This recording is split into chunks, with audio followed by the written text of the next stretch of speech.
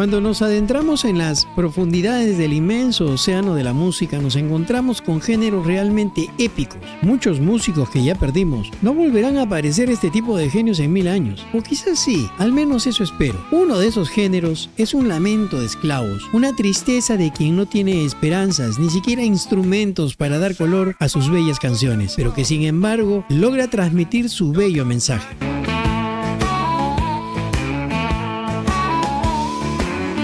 Así es, hablamos del blues. Blue Devils, Diablos Azules, que en el contexto de hoy significa para muchos lapsus de ira quizás, tiene en realidad que ver con la melancolía, la tristeza del alma. Para 1900 la expresión se acogió al blues, asociándose directamente a la música que expresaba esos sentimientos. Se dice que W.C. Handy, llamado padre del blues, escuchó a un hombre negro cantar sobre la pérdida de su amor en una estación del tren de Mississippi. La canción usaba un slide de cuchillo en la guitarra y letras crudas. Handy la transcribió y popularizó como The Memphis Blues, 1912, el primer blues impreso en partituras. Ojo. Para 1914, Handy compuso Blues de San Luis, que definió la estructura clásica de 12 compases. En 1920, Mamie Smith grabó Crazy Blues, el primer disco comercial de blues, vendiendo 75,000 copias en un mes. En la música, el blues trae notas alteradas, generalmente la tercera y la séptima de la escala, que generan un sonido triste o tenso, clave en el blues y el jazz.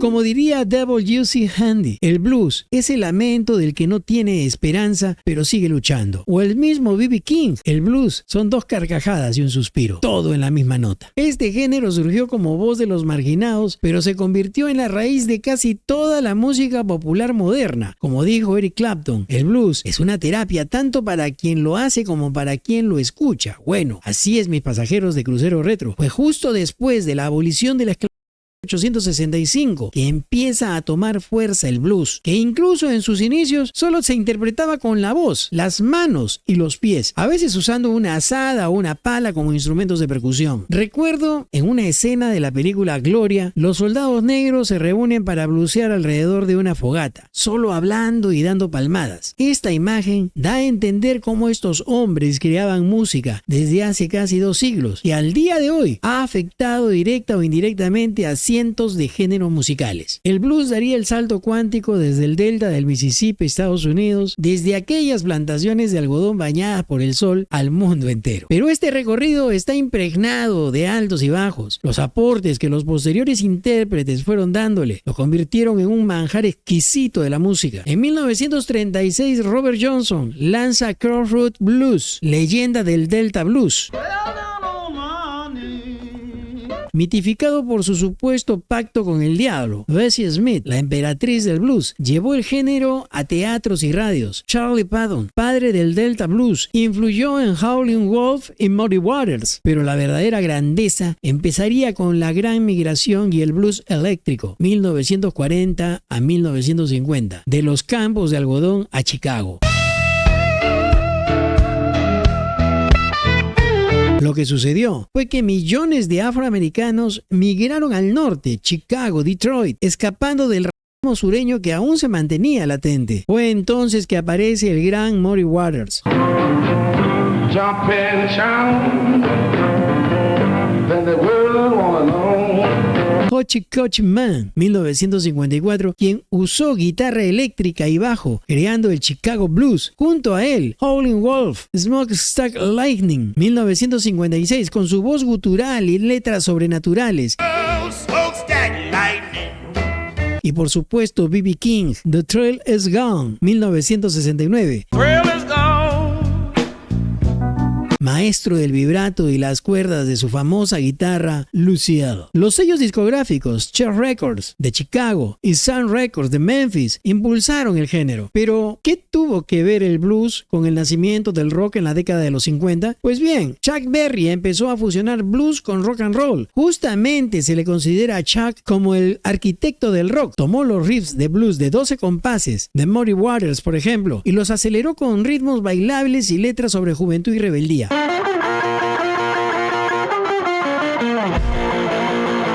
Johnny B. Good, por ejemplo, en 1958, usa un riff basado en el blues de T-Bone Walker. Como dijo una vez Keith Richards, el rock and roll es blues con velocidad. Pero sigamos hablando del blues. Este género, que ya había conquistado Estados Unidos, cruza el Atlántico en discos de Muddy Waters, Howlin' Wolf, Robert Johnson, y se apodera de las emociones de grandes músicos como John Mayall y The Blues Breakers, Peter Green, Eric Clapton, quienes dan nacimiento al blues eléctrico británico en los años 60. El blues británico surgió como una reinterpretación del blues afroamericano, adaptando su esencia a la cultura europea. Alex Corner y Cyril Davis fundaron Blues Incorporated en 1961.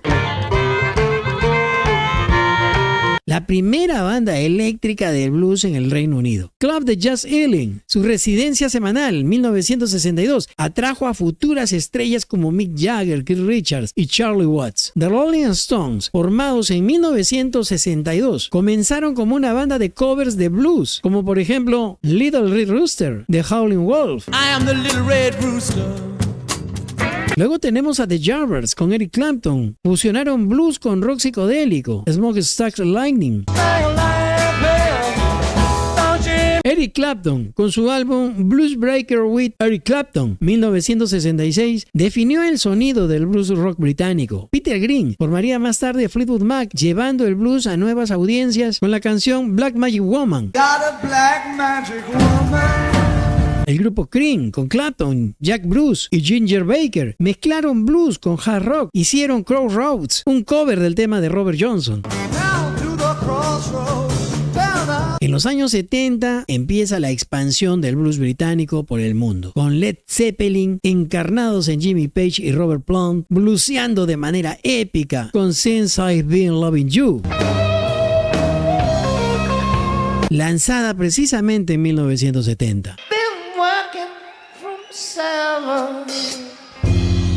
El grupo Free, con Paul Rodgers y Paul Kossoff, simplificaron el blues en himnos como All Right Now en el año 1970. También pioneros, aunque debo decir que The Animals, con Eric Burdon, popularizaron el blues urbano con House of the Rising Sun en 1964. Paul Jones, ex Manfred Mann, funda en 1970 The Blues Band y mantuvo vivo el blues tradicional. Fueron íconos como Clapton y Page los responsables de incendiar el mundo con el nuevo aporte al blues de los británicos, quienes no solo preservaron el legado afroamericano, sino que lo reinventaron, dando pie al rock moderno. Como dijo Keith Richards, sin el blues, los Rolling Stones serían un grupo de country. Puedo decirles, después de esta historia, que el blues es mucho más que un género musical. Es la expresión cruda del alma humana, es un testimonio histórico de resistencia y la raíz de casi toda la música popular moderna. Desde sus orígenes en la opresión hasta su reinvención global, su viaje refleja cambios sociales, tecnológicos y culturales. Se mezcló con el rock and roll y otros géneros, creando nuevos sonidos que hoy en día son clasificados como los más puros y definidos. Claro, los rockeros no son los únicos que quieren aprovechar la veta dorada del blues, y artistas como Gary Clark Jr. mezclan blues con hip hop y electrónica, creando temas como This Land.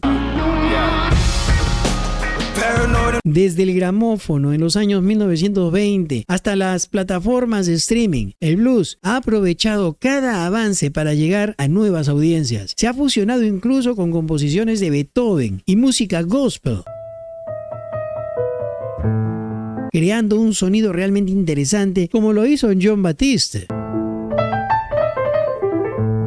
En la actualidad, eventos como el Chicago Blues Festival y el Montreux Jazz Festival mantienen vivo el género, atrayendo a jóvenes y veteranos. Ahora bien, debemos hacer una reflexión. Hay un riesgo en diluir el blues en aras del mainstream. Por eso artistas toman una posición férrea contra esta tendencia. Posiciones de blueseros más conservadores como Buddy Guy, que insisten en mantener su esencia. Y él no es cualquier blusero, ojo. Definitivamente el sonido se mantiene vivo y lo seguirá por mucho más tiempo tiempo mezclándose con otros géneros para darle calidad. Esa sería una forma magnífica de preservar el legado que nos llegó desde las plantaciones de Mississippi. Hoy el blues sigue siendo la voz de los marginados cada vez que escuchamos una armónica con los primeros acordes de una canción de blues. Sigue siendo la música de los melancólicos. A prueba de siglos, el blues no envejece, se transforma. Es un río que atraviesa el tiempo llevando consigo historias de dolor pero también de redención. Mientras haya corazones rotos y sueños por cumplir, el blues seguirá vivo. Pero como en todos mis videos, chicos, ustedes, mis pasajeros, tienen las palabras finales. Hasta la siguiente historia.